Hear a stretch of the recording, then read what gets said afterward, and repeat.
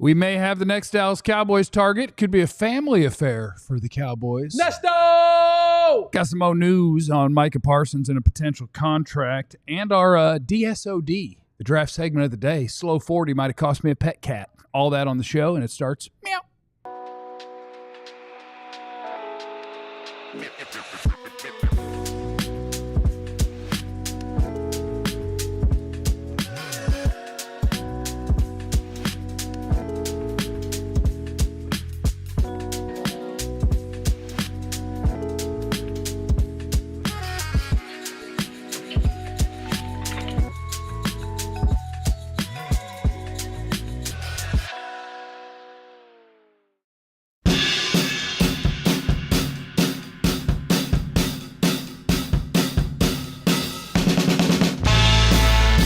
All right, what up, everybody, and welcome into the DLLS Cowboys podcast on a Tuesday. On a Tuesday. The show. Going up. On a Tuesday. On a Tuesday. Why didn't Clarence get a name? Oh.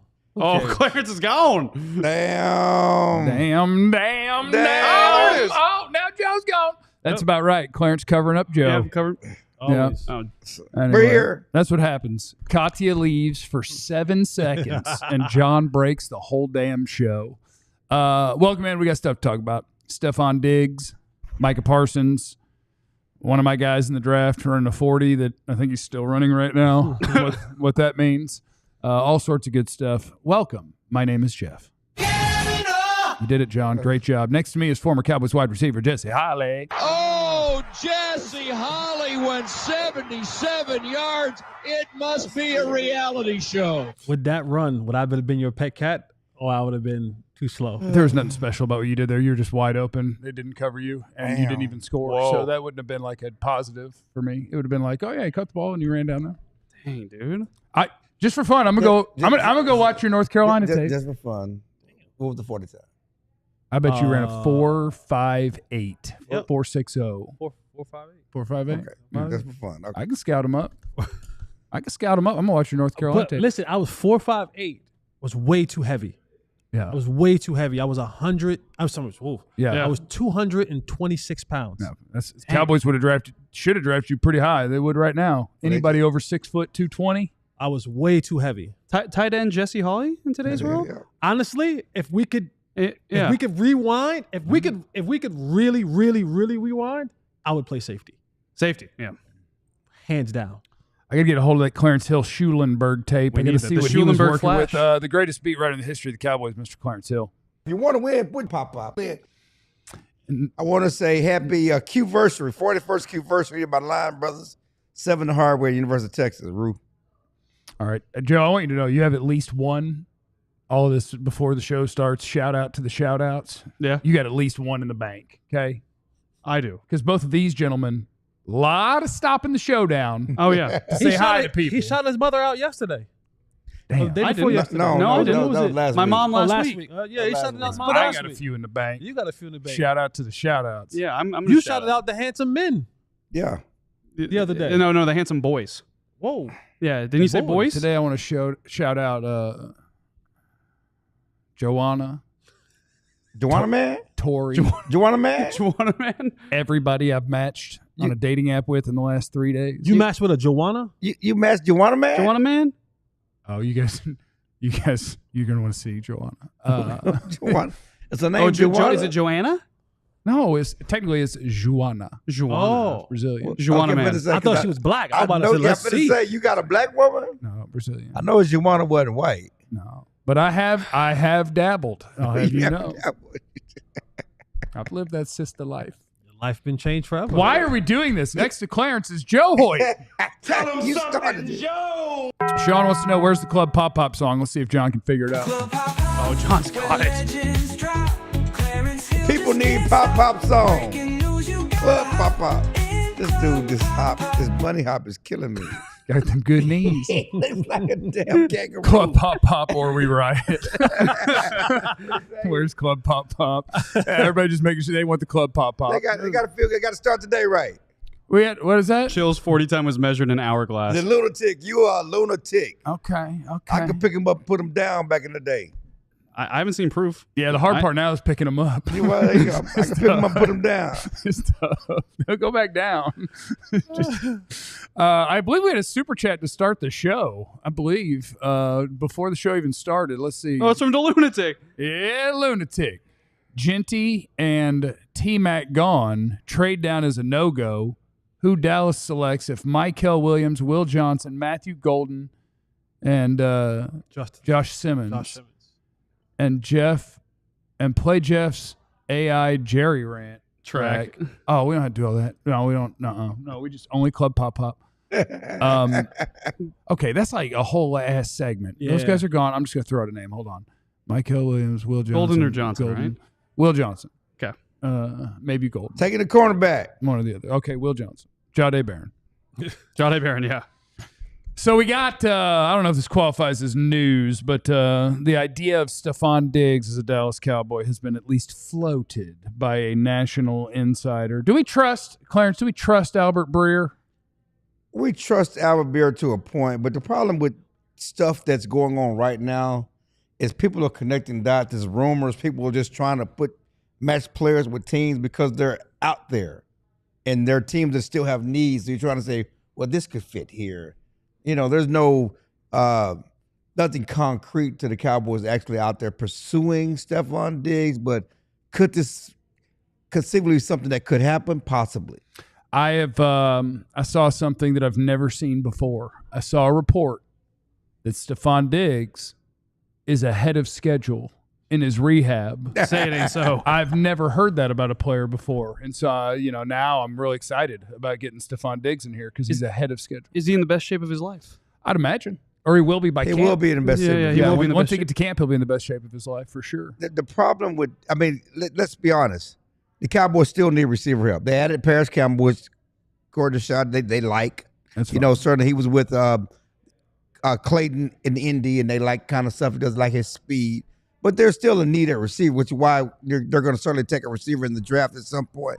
The question is, do they need a veteran, to go with what they got before the draft? And there's still some veterans out there. We talked about Amari Cooper, and so Diggs is somebody that's been connected to the Cowboys because his brother's here, and Trevon Diggs. And the big question is, do you want the Diggs brothers and everything they bring that comes with the Diggs brothers, including Cardi B, occur?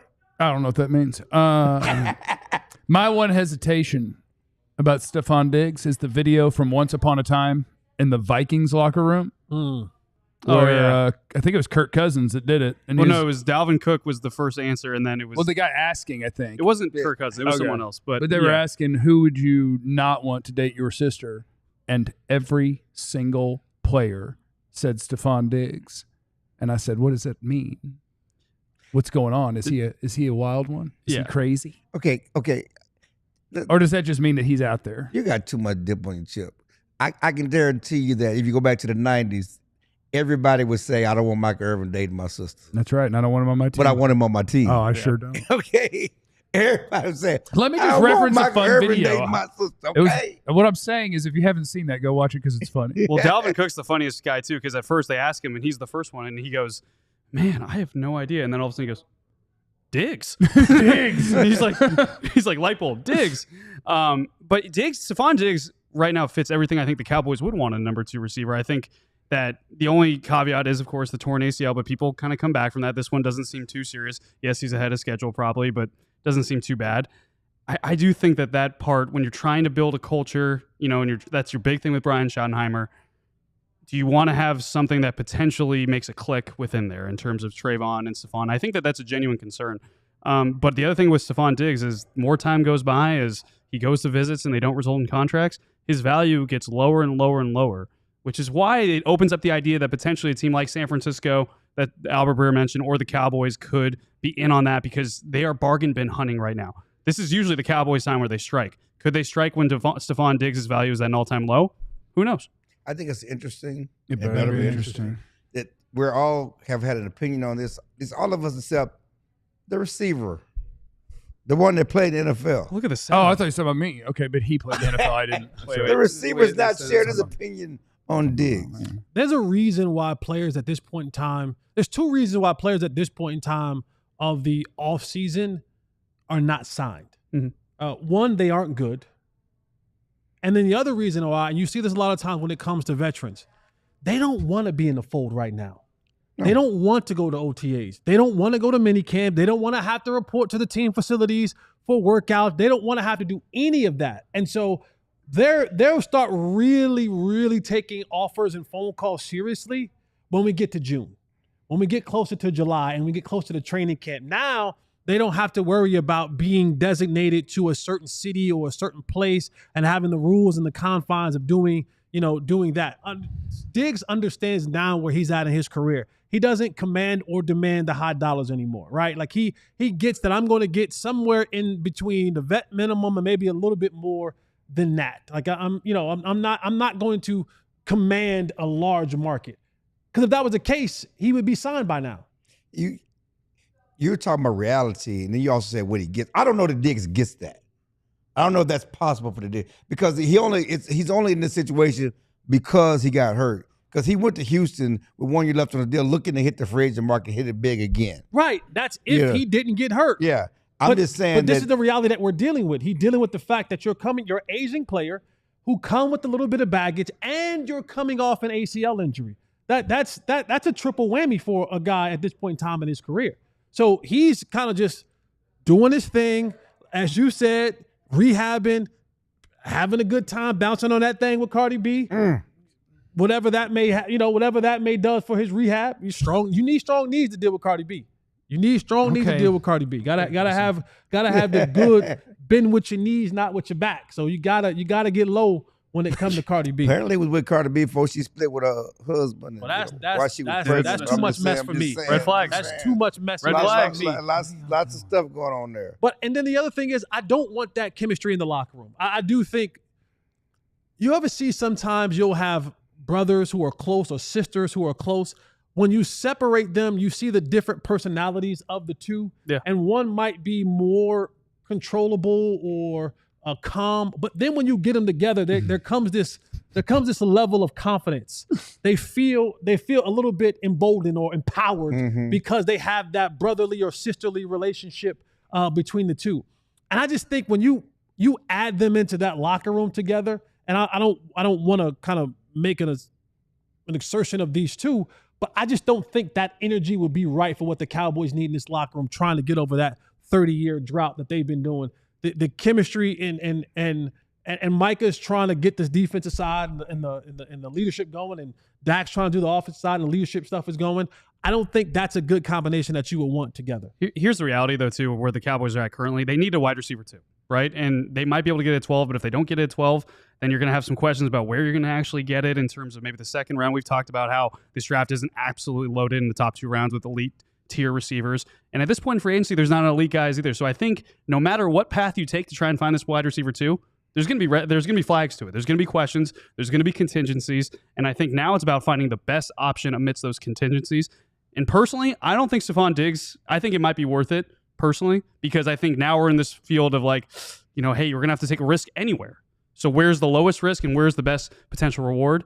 I don't know. You talk about Keenan Allen. It's like, well, look at the age there and look at where he might be slowing down. And some of these other guys are still in the market. There's going to be contingencies everywhere you go pursuing a wide receiver 2, unless you take him at 12, I think, from here on out.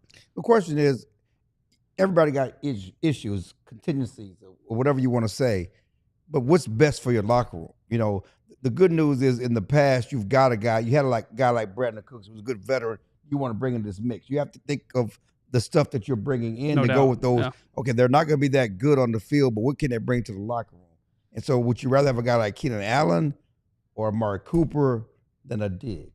But I want good players, Clarence. I do think the Diggs fits for Jerry. Yeah. Marketable guy that nobody's trying to give a bunch of money to that can sell some jerseys. I thought you meant bringing Cardi B. Bringing Cardi B to the stadium. That works too. We like that too. Thanksgiving performance? We like that too. All right, coming up next on the DLLS Cowboys podcast, we're going to have a conversation about the NFL draft, our draft segment of the day. I might have lost a pet cat. How important are these workouts, and can it really cost you a bunch of money in draft spots? Because I think it just happened. That's next on the DLLS Cowboys podcast.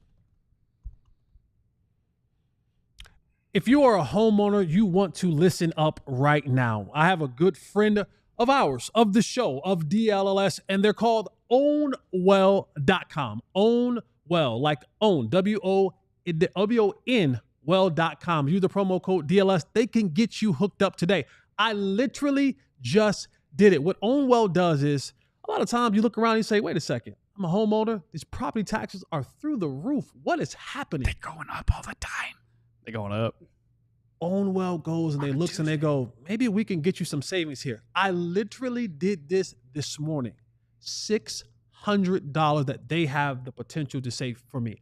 And I don't have to do a thing. They do all the work for you. So if you're a homeowner and you're looking to save a little cash, put some money back in your pockets for a vacation, for a fixer-upper, for a makeover, whatever it may be, visit our friends at ownwell.com and use the promo code DLLS and they'll get you hooked up today. This is going to be a nice little money break. So I also want to shout out our friends at Monarch Money. Save money with OwnWell, send it to Monarch, and now we're cooking, baby. Now, Monarch's here to save you money, too. Oh, okay. MonarchMoney.com. The promo code is DLLS, which gets you half off of your first year. And Monarch Money is more than like a budgeting app. It's like your command center, your base. Like a lot of people have a bunch of different apps to try to figure out how much am I spending. Oh, I got to go to this banking app, check this credit card. Oh, I got to go over here. And oh, my 401k, that's over there. Well, our friends over at Monarch Money, they can get you all squared away. It's more than just your average budgeting app. It's a complete financial command center for accounts, investments, and goals. The finance tool people actually love. Join over 1 million households. Wall Street Journal's best budgeting app of 2025. You just head on over, get control of all of your finances with Monarch Money. Use the promo code DLLS at monarchmoney.com. All right, it's time for the draft segment of the day, DSOD. I wanted it to be the DOD, like the Department of Defense, but I couldn't figure out how to do that. The draft O-Day. Well, Did you want to be Draft Elon? of day. I just want to know if you do a DOD, you gonna send text messages to. I put y'all in the group chat. Okay, He's in the group chat. I put y'all in the you gonna group put chat. a media person on the group chat. I'd have y'all in the group chat. Let's make sure. Make sure you put a media person in the group chat. So there's a thing I want to talk about. Texas Pro Day is today, by the way, the University of Texas. So a whole bunch of dudes that might be future Dallas Cowboys are going to be out there working out today. But there was a Pro Day. It was yesterday or the day before. Yesterday. Okay. Yesterday. And I got some texts about it. 'Cause sometimes you have guys who, and we call it the pet cat, which is weird because I hate cat. I don't hate cats. I hate cats. I don't like. I don't mind cats. I hate them. I don't want a cat, and I don't want to meet your cat. Meow. I do want to pet your dog, but I don't Now want pet to that dog. But I don't want to meet the cat. Now, wait a sec. Well, never mind. Yeah, You okay. can pet I that, got you you. can pet that cat I'm too. about to say, I was like, pet We the all cat. understand where you're Pet the going. cat might not be too bad. I but want don't to like pet cats. that cat. Gonna pet that dog. So one of my pet cats ran his 40 at the University of Miami Pro Day yesterday. His name is Xavier Restrepo. Xavier Restrepo. Restep slow. Restep slow. Yeah. What did I call him earlier? Slow ass. Reposado. Riposado. He might have been. He might have been He on that might have. Reposado. He might have been on that Reposado You call down him, there. You call him slow ass. Reposado. That's what that means. No. Slow ass. Oh, No? Is that what he said? That's what I said. Xavier You said. Restrepo ran a 4.83 40. Slow ass. He's a wide receiver, and he ran a 4.83 in the 40. And this is going to be the furthest, as somebody who ranks the players for a draft, this will be the furthest I've ever moved a guy based on something that's not playing football. Well, I guess there are other things. I didn't move Tunsil for the gas mask, though. I thought that was fun. But like, I guess there are felonies and stuff that you could get moved more for. Dale Collins. He didn't even do anything. But Restrepo ran a 4.83, and I think he cost himself a bunch of money. Did. And I just wanted to have the conversation of how much stock should be put into not playing football in pads. Wide receiver, 4.83. That is slow. That is very slow. He's a really good player. He gets open. He catches the football. He does his job. but I had him as like my 6th receiver in the draft, like would pick him in the top 50 or 60. And now, no, I'll move him by 50 players. Yeah. See, he's 5'10" though. This is the argument that I have with when we start doing all the underwear Olympic stuff. Because you spent countless, and those who are out there, the evaluators, the scouts, all of that, you spend countless hours watching game film after game film after game film to where you got to a point where you said, from what I saw in the actual game of football, down for down, in pads, with a scheme, with someone trying to defend you, not on air, not in shorts and a t-shirt, not some old geezer with a stopwatch in his hand, with real life football players on the football field trying to take your head off.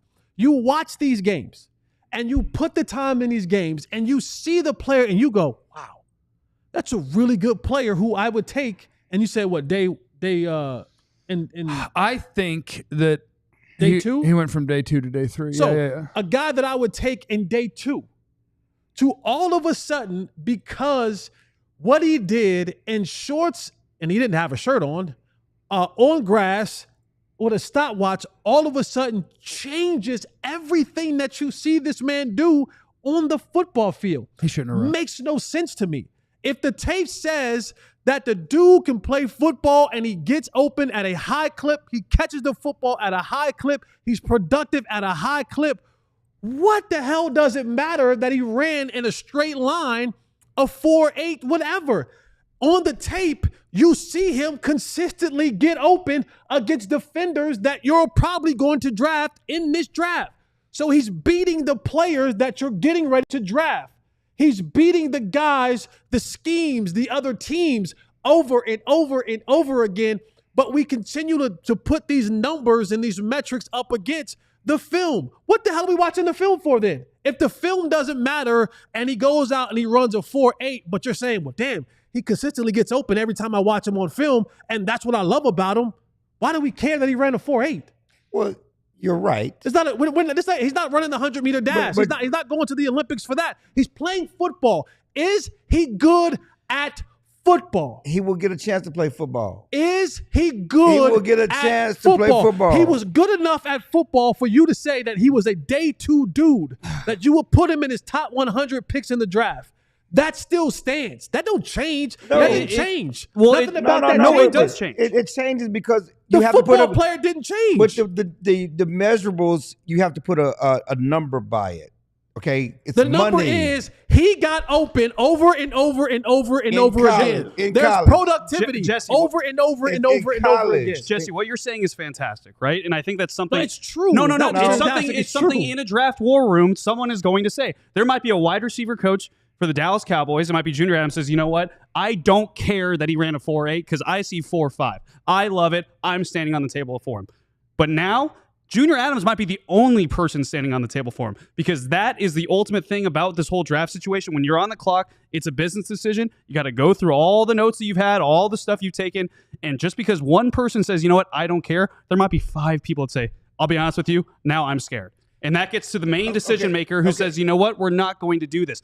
Talent evaluators, scouts need to be able to present arguments for why they like guys. And the more questions that come up and the more things that are out there visibly, that's less they can stand on. It's amazing to me that Better you be can amazing. take 4.8 whatever seconds, right? Like It makes a difference. It's huge. 4.83. 4.83. And you can take over 1,000 plays that you've watched him play and say, boy, like 140, 150. you probably watched, but I mean, there's over 1,000, right? It's Yeah. probably in his time at Miami or wherever he was at, there was probably over Yeah, he's 1,000 the all-time plays. leader receiver with the Dolphins, with the Hurricanes. With the Hurricanes. We're talking about the Miami Hurricanes with all the players that came through there. all the good ones left early because they were good. That's fine. That's fine. That's fine with me. That's fine. But you're saying that everything that you saw in that productivity pocket means nothing because what you saw in 4.38 seconds. People do it But all the it's time. great to say that. 4.483, excuse me. 3.8 would have been lovely. Yeah, right. I'll move him up. Yeah. There you go. 4.83. So remember the receiver from Tennessee that's with the Giants?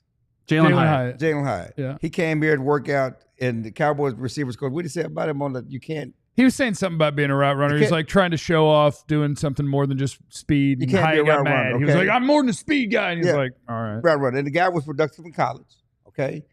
Giants drafted him second round, third Yeah, round. I think it was They second. drafted him high. Jalen Hyatt. Yeah. Jalen Hyatt. He ain't Peter drop. Yeah, because he can't play. Because he Okay. can't run routes. That's clear. That like What I'm see, saying is, though, this is where I take. This is where I. but he was take productive issue. in college. This is where I take issue, and this is a great segue because Katia, we're going to do this. This is why I have to break down the difference between a wide receiver and a route runner. There's a distinct difference. Same position, two very distinctive things. A person can play wide receiver, but there's a special type that can run routes.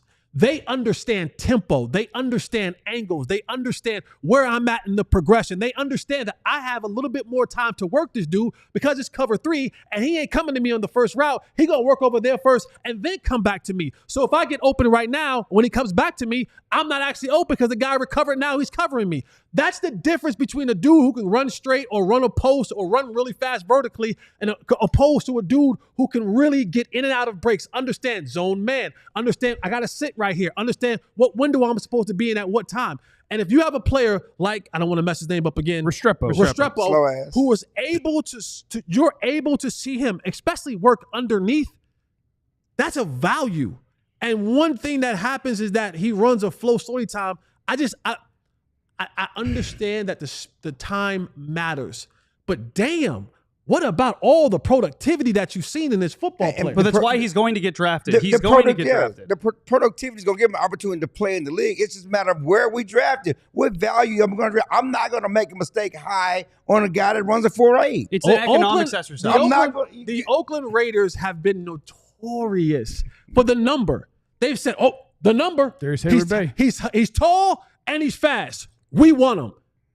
And a guy who shouldn't have been in the first round, they go and take him in the first round and stick him in the league, and they go, "Oh, you actually can't play football." But Jesse, when you run a 4.83, he's going to get a chance to play. First of all, he's going to play, and then when you run a 4.83, though, it opens up questions. One being, you know what these players do after the season, before the combine and before the pro days? They train specifically to run a 40-yard dash. How in the hell do you train to run a 40-yard dash and you run a 4.83 if you've been actually trying to perfect that, unless you're slow? And I don't care what the film says in terms of this, because he looks slow too. He looked slow. Like, and you could be a great route runner, but here in the NFL, windows get tighter, things get more difficult, and when you get more tread on the tires, you're going to slow down eventually. So why would I use a third-round pick on a guy that might be a good route runner and can kind of get open for 2 or 3 years? Then his 4.83 turns into a 5 flat. And now it's like, okay, the investment is kind of washed. I think people are going to stand on the table. There are going to be people like you and Warren say, you know what, I don't care. Draft him, he's going to be good. But in terms of people actually listening and willing to minimize those risks, it might be in the 5th, 6th, 7th, or maybe even an undrafted free agent round rather than the 3rd round if he didn't run, because that question mark would have allowed for potential and for hopium to exist and a better argument in the war room. We always have this, and I'm saying you guys. A lot of times we have this. What do you mean, you people? I didn't say you people. Oh. I was talking about the sleeper people.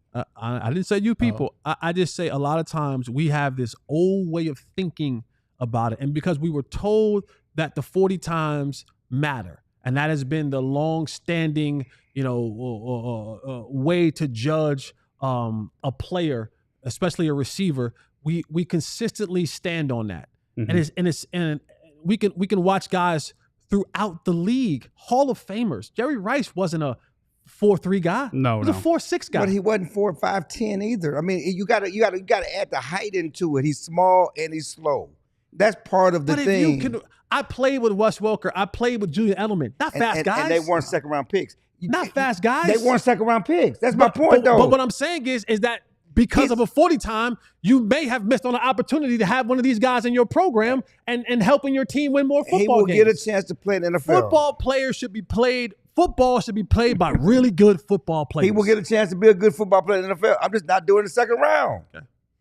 Why not do it in the first round? And his production is better than any receiver ever in the history of Miami football. Why not make him a first round pick then? because of the measurables. Because he's 5'10", he's a slot receiver. Even before that, you didn't have him in the first round, even though he had all this great production in college. There was a reason that was holding him back. And then you add in the 4.8, that's going to dumb him down even more. If you're talking about first round picks or guys that are going to first, and we go to break. We can continue. We can probably pick this up because I also want to hear Jeff's thoughts on this too. It's a great discussion. I can't believe somebody let him run. He had to get timed if in he this has process. an agent, you know what you're going to run if you run. Yeah. Like, he didn't think he was going to run a 4.5 and ran a 4.8. He knew what he was going to run, and he ran it. Whoever let him do that's his agent or whatever, shame on you. Somebody been watching him work out. And then also it could be let's go. You lost that man money.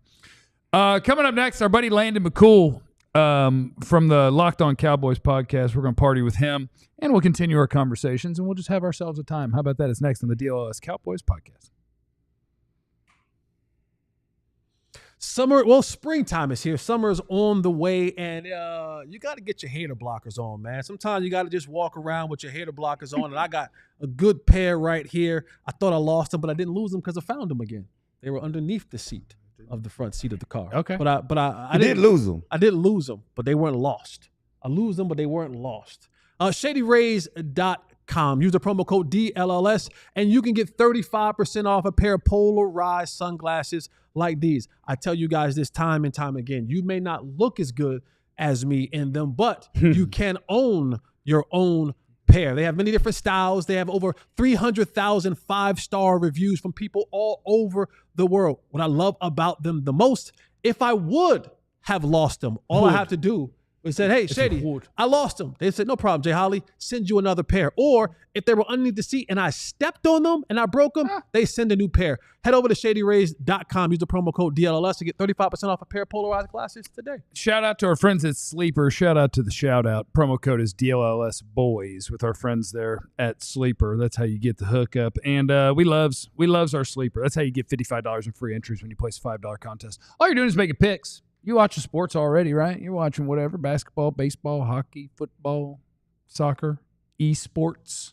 All you're doing is you're making picks. You're saying, I believe that we will win. You're saying, I believe that this man is going to have more points than are projected tonight. I believe that guy is going to have less rebounds than projected tonight. I believe this guy is going to have more passing yards. I think he's going to score more touchdowns.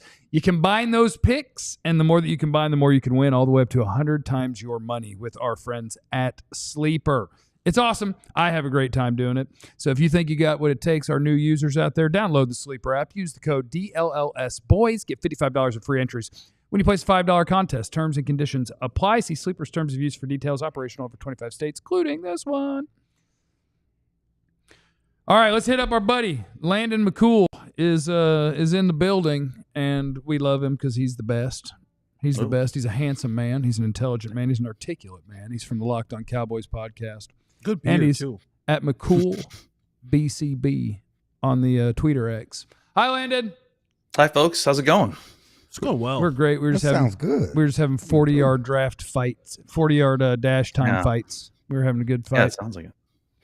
How do you feel about measurables and draft stock? I think it's a threshold thing. You know, like I hate the argument when it's framed as like tape versus times or however you want to phrase that. I think for me it's like you got to clear a threshold, at certain positions in order to sort of, meet the minimum of being an NFL player. And I think that Jesse's point is strong, right? Like that, the tape is where you should be focusing your evaluation. But I would push back that I do think that the times matter in the sense that it provides context to how those players potentially might play at the next level. And that's, I think, why you do that, right? Is college football has a wide variety of variants in the talent level, and the athletic testing kind of helps you slot where those athletes are in the pantheon of the larger NFL. So I definitely agree with Jesse. I'm not taking Restrepo off my board, but man, I mean, for a guy that, he looks long, slow on tape, you kind of get that confirmed with the athletic testing. And I have to agree with you too, Jeff.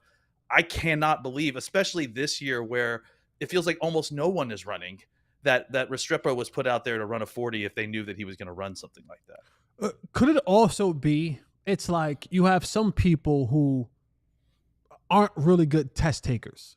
right? They get to the exam, they get to whatever that specific test is, and all of a sudden the brain freezes up, the anxiety is super high, and you like, well, your grades say that you know the work. Your grades, your attendance says you're here every day. You're an A student, B student. Your grades say that you understand the material, but when you get in front of a test, all of a sudden that anxiety gets to you. Could that also be a case in a situation like this one?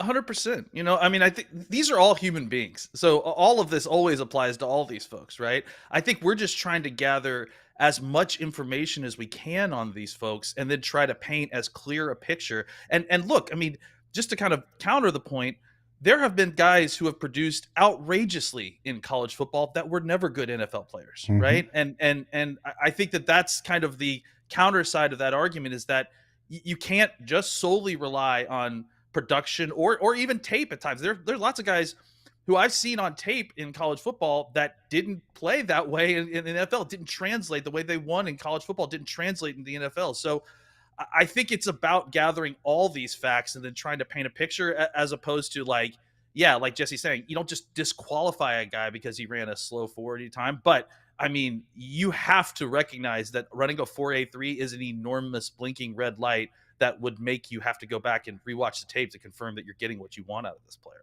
As we continue to paint a picture on the Cowboys heading into the draft, which is officially a month away, where are you on their needs and certainly what they should do at 12? You know, Marion Hampton is, you know, Mel Kiper's mocked up to the Cowboys. Where do we go here at 12, assuming Genty's gone? Yeah, I mean, I've seen the Hampton stuff, and obviously those guys that are picking him to go at 12 are real plugged in, right? And usually are saying what they're hearing as opposed to, you know, what they think. I see Jeff shaking his head. I completely agree. You know, I completely agree. And I also tend to think, I tend to think that those guys are hearing, Marion Hampton's going to go higher than you think. More, and that's why they're trying to slot him into the Cowboys at 12 more than it's the Cowboys who want Hampton at 12. I could be wrong, but that's, you know, that is not an uncommon thing you see with some of the, you know, big mock draft folks, right? I think running back is clearly, you know, the position that you look at as the biggest need right now, just because you don't have really starters at that position. But I think that for me, in the first round, I'm probably more trending towards a secondary pass catching weapon, whether that's a wide receiver or a tight end or a high end defensive player, even including someone like Shamar Stewart if he were to fall to you at 12. I think that those are the spots where you're gonna get those rare guys, I think, and hopefully potentially, you know, needle movers for your team. Can I say I love that you used the name Shamar Stewart? Because you did the reverse Restrepo. Yeah. Restrepo is an incredibly productive college wide receiver that is really good on tape, and Shamar Stewart is an incredibly unproductive college player that tested like a freak show. And I just think that that's a really fun – it's fun that you picked that name.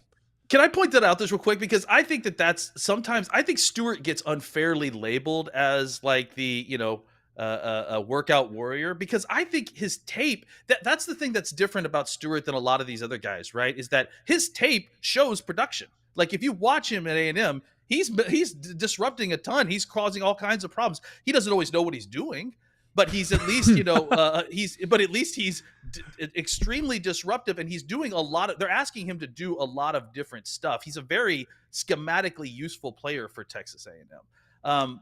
I think the production wasn't there, right? The numbers aren't there, but it's not like you turn on the tape and you see a guy who doesn't, you know, isn't affecting the play. He is really affecting the play. It's just he's not gathering the stats on a very already loaded Texas A&M defensive line. Landon, we talk about the 12th pick, and I've kind of theorized that 12th pick might be the only chance the Cowboys have to get a wide receiver number 2 that doesn't have a lot of blinking lights or red flags or questions, to say the least, to pair with CeeDee Lamb. What do you make of the current free agent market path, potential trade targets, or the potential idea of using the 12th pick on a receiver in terms of finding wide receiver 2 for the Dallas Cowboys? Is 12 their only option? Yeah, it's an interesting question, right? Because I do think you've kind of run out of free agent options that really, like I said, move the needle. I think Stefon Diggs is kind of a big question mark, right? Where is he on his knee recovery? He didn't look quite the same last year. Does he still have some juice left? That's basically your real only free agent option, I think, to really kind of change the outcome of the wide receiver 2 spot. I think trades are obviously an option. I mean, those are kind of difficult to see because sometimes there's a lot of internal reasoning as to why those trades happen. So, but I would look at anybody that's, entering a contract year that might be pretty decent or is looking to kind of change scenery. And in the draft, I think 12 seems like the spot where you would want to get that secondary pass catcher. However, the more you see these mock drafts and more we hear whispers coming out of these NFL teams, it really feels like these wide receivers are going to get pushed down, right? Or at least that's what they're telling us, right? That there's a chance that some of these guys end up going later. So is there a chance that you take somebody at 12 that's not a wide receiver and then you get to 44 and Jaden Higgins is there, right? Or Elik Ayanomanor. I can't ever remember how to say his name. The Stanford wide receiver.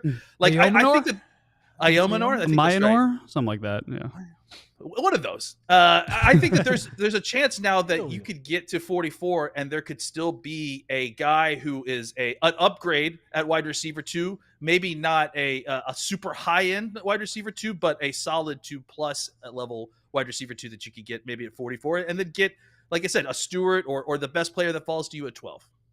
And you mentioned when you were talking about the players at 12, upgrading the offense with weapons, whether that was wide receiver or tight end. And I do find it interesting. Very interesting.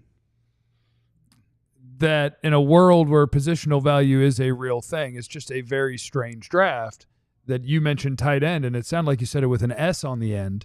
The idea that there could be multiple tight ends in the draft you would consider as high as 12. It's just, I keep going back to, in so many ways, what a weird draft. It is a weird draft, and the tight end class may be a great example of it, right? Where it's got 2 high end guys at the top, a whole bunch of kind of stacked guys in that second and third area, right? There must be 6 of them probably, and then some kind of later guys that are more kind of developmental guys. I don't know how y'all feel about these top 2 tight ends, but Tyler Warren is maybe my favorite player in this class. I just love watching him. I love his game. I think he's a guy that, especially with the Cowboys are trying to accomplish this offseason, could really, really move the needle in both the pass and the run game. I'm a big fan of his. And then Loveland, I think, is more of a kind of modern. Well, I guess we shouldn't say modern because it feels like things are kind of shifting back towards the run game. But Loveland is the more receiving of the 2 tight ends. I think he's kind of got some Ertz to his game a little bit.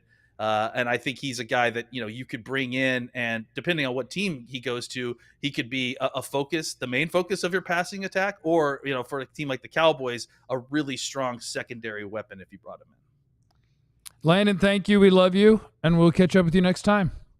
Thanks, guys. Always a joy to be on. It's Landon McCool, Locked On Cowboys podcast, and we appreciate him being here. Let me knock out the super chats before we get to break and get to our last segment. Por favor. We got some. Hold on. I don't know how to pronounce that. P. Humes? Fumes. We need playmakers, not just bodies. Bring in Diggs. If Mike is the leader he says he is, he'll check the locker room. Okay. I want you to read what you wrote. Carlos is in the super chat. Gents, reality check time.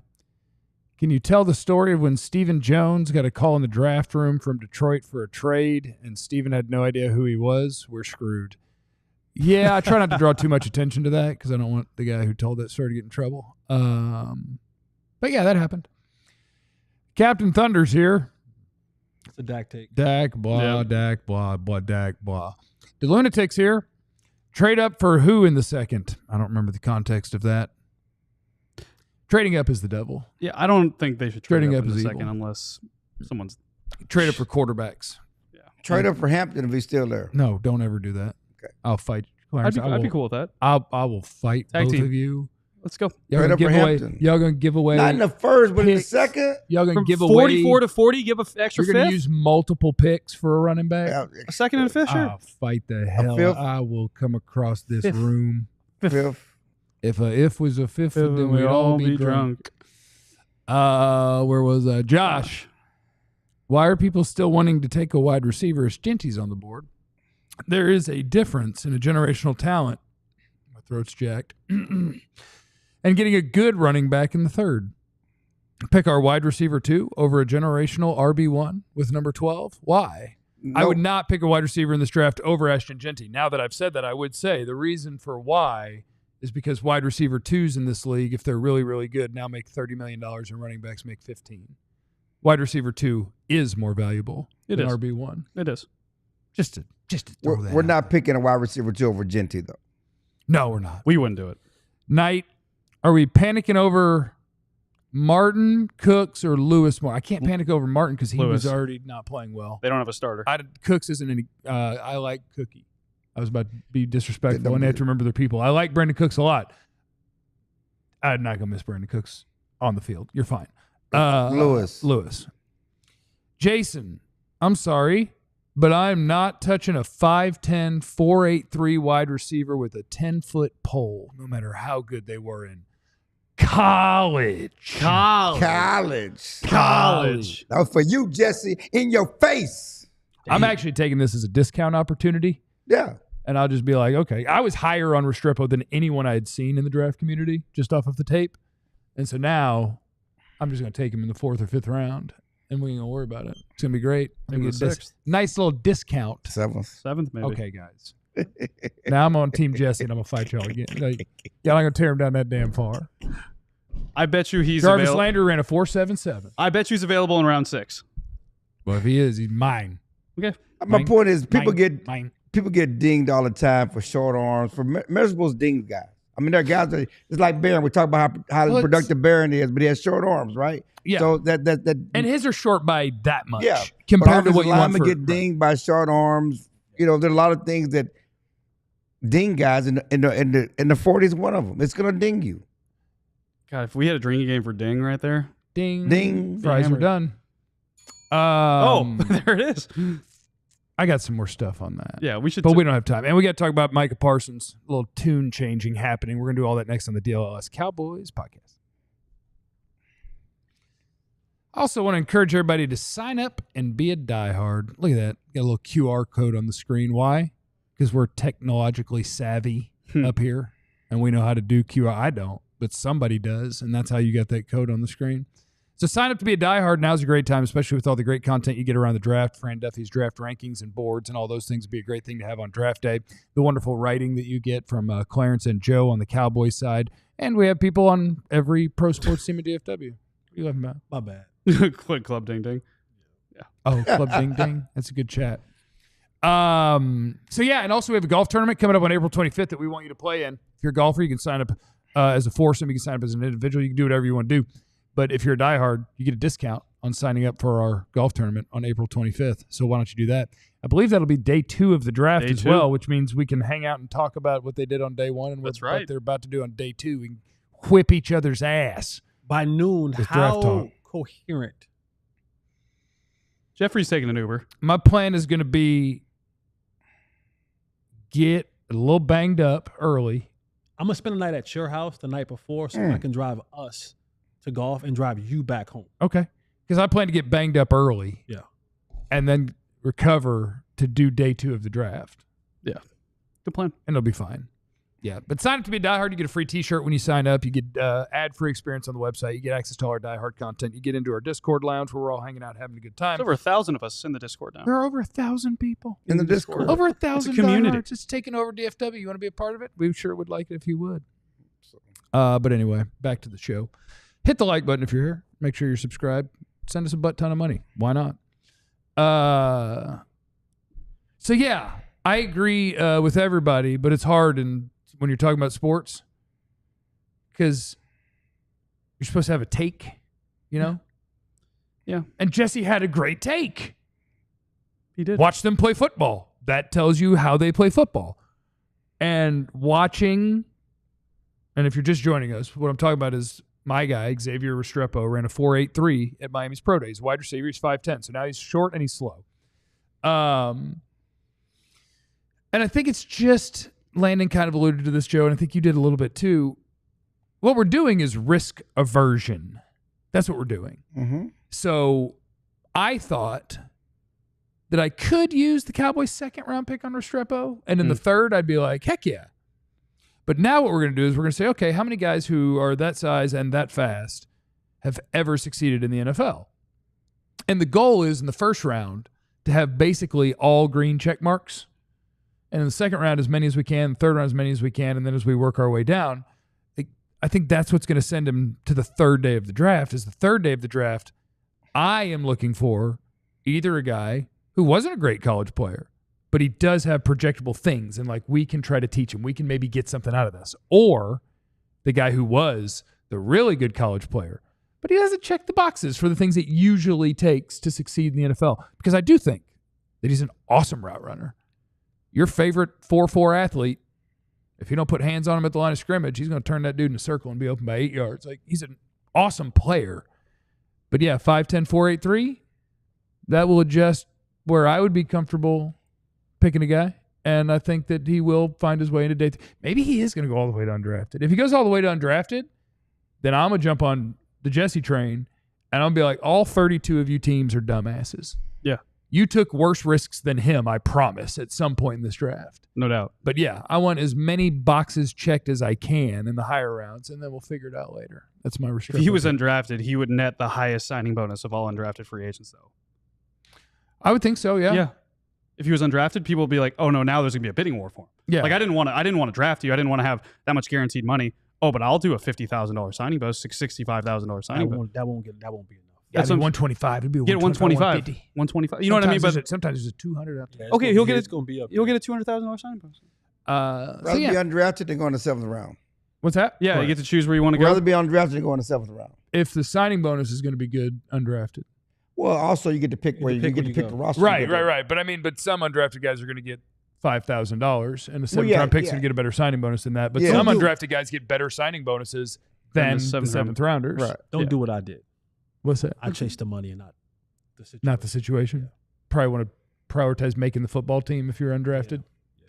I should have went to the Rams or the Ravens. How was that? So you get undrafted and just immediately phone. Literally, as soon as the draft ended, my phone went crazy. Yeah. God, that's crazy, man. You got to decide then too. You got to start in the next couple minutes. Did you prep for that? Like, did you say like, hey, like? No, I thought I was going to be a later round pick. That was the conversations. But boy, at 4.58 didn't help me out. No. Should have ran a 4.85. I know. I should have ran a 4.85. I thought I was going to go like 6th, 7th round. And then once you kind of start seeing, you can start like looking at the boy, you're like, damn. And then I went back to I was at my cousin's Sweet 16 party, so I just went back to the party. Got hammered. That'd been a good day to start. 16? Yeah, it'd been a good day to start drinking. At a Sweet 16. Yes. Drinking before 16. Yeah, no. Anyway, final topic of the broadcast day. Micah Parsons, has he changed his tune? Is it fair to say he's changed his tune? Or just that he tweeted and he likes his agent? I don't necessarily think he changed his tune. I think He changed his tune. I Subtext. and Just to lay it out, Micah Parsons said, I don't need $40 million, blah, blah, blah, That blah, was in blah. I'd December. rather have players around me than get chip blocked all the time, all those different things. Yesterday or the day before he tweeted out, some of these agents don't have the best interest for y'all, man. Wake up. David, how do you say it? Mulugeta.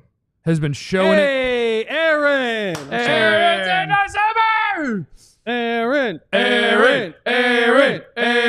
Aaron goes favorite- in Club Pop Pop. Yeah, John. We Oh, hit Club yeah, Pop. Aaron gets to go on Club Pop Up. Yeah, he gets going. Where legends drop, Clarence Hill just can't stop. Aaron, thank you.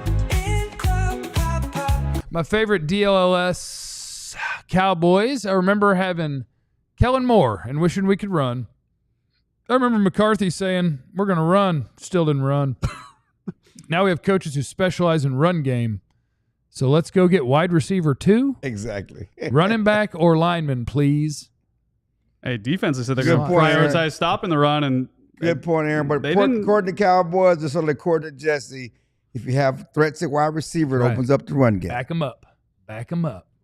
According to Jeff. I was thinking And to Jeff. I mean, you said we've talked about this, Slang it around. And my I bet talk they to the back coach up. is that, yeah, we got to have threats outside to open up the run as well. Get my 4.83 out there. Back up, baby. Listen, They're not backing up from 4.83. he routes you up enough underneath, you're going to start backing up. They're not backing up from 4.83. So anyway, Micah was just, and then he said, it's sad seeing some of these players get violated by teams because of lack of decency and effort by their agents. Did Micah tweet that out just to get back on track and be like, hey, I know what I said, but don't worry about what I said? Yeah, and he tweeted that out after I wrote the story this weekend that went viral and everybody talked about. Michael says, I'll be happy with 40. Well, and in this context, when we talked about 40 during the season, 40 wasn't on the table for nobody. The highest nobody was made 35. Right. And so I actually asked him about 40. I threw the number out there. And he said, I don't need 40. But that wasn't necessarily You just need to realistic at the time because the highest was 34, 35. Okay? And now you got two guys already at 40, it's palatable. And so I don't think he's taking back what he said, but 40 is realistic. That's the baseline now. I think we got to remember that Micah gets put in the Jerry category with me just because I said it don't make it true. Yeah. No doubt. For sure. And plus the circumstances changed, right? Yes, 'Cause, I think right. Like now The market is now we you live in don't a need different world. 45. yeah. Yeah. Now he 40 is don't not a need fan. 45. 40 back then was a fantasy. It was like, okay, that's way out there. You really jumped the number up. Yeah. Now that's the baseline of any deal he gets. It's 40. He gonna get 40. But and this is It's how much over 40 is he gonna get? this is the game that you get to play because the Joneses do it too, where they will try to get the fan base on their side in the negotiations. And so, like, CD did a great job when he did nothing to do with his own restructure. It's just them moving But he did a great job. spreadsheets around. And he was just like, that's right, because I care. I want to win. I can't do it alone. That's why I did that. That's why I did that literal nothing. Sneaky, one of the funniest stories. It was awesome. It was awesome. And then Micah, like, yeah, I don't have to have all this. I don't have to have all that. He can say whatever he wants because his agent ain't going to let him take less. David Malugetta said, come here. You can say whatever you want. He said, come here. Sit down. You know how when you're on the field, you're regarded as one of the best to do this? And I don't say much about that. Is he spinning a ring or a watch while he's saying this? The watch is just, and he seems like the guy. There's not a lot of diamonds in his watch, right? It's Simple. factory. Yeah, just nice. It's factory. David seems like he's the kind of guy that if you know watches, you know watches, Mhm. right? Yeah, like for if you sure. know, you like, oh, that does look. It's not all the Real diamonds and recognize shiny. You real. go, oh, that's a presidential. That's solid gold all the way around. It's a $100,000 watch. And David said to him, he said, "Listen, you know how you're on the field and you're regarded as one of the best at what you do, and I don't say much about that. Let me do what I do. Just let me. I'm better at this than you are at yours. I'm really, really good at what I do. Do I need to show you the numbers that I've done in the last couple of years? Yeah. Hush. Yeah. Respectfully, let me do what I do. I don't need you publicly talking about no more numbers. And oh, by the way, when they try to get you in that little room and they try to kind of just take you to dinner and butter you up, you just need to hand them your phone and say, here's my agent's number. Talk to him. Oh, it's a good thing Micah don't drink. Like, He doesn't drink. Because Yeah. Jerry would get me. If Yeah. I was the player, Oh, yeah. we'd be out at dinner, get kind of drunk. He'd be like, I think it's a good deal. I'm like, "Yeah, I think you're right. Now you stuck.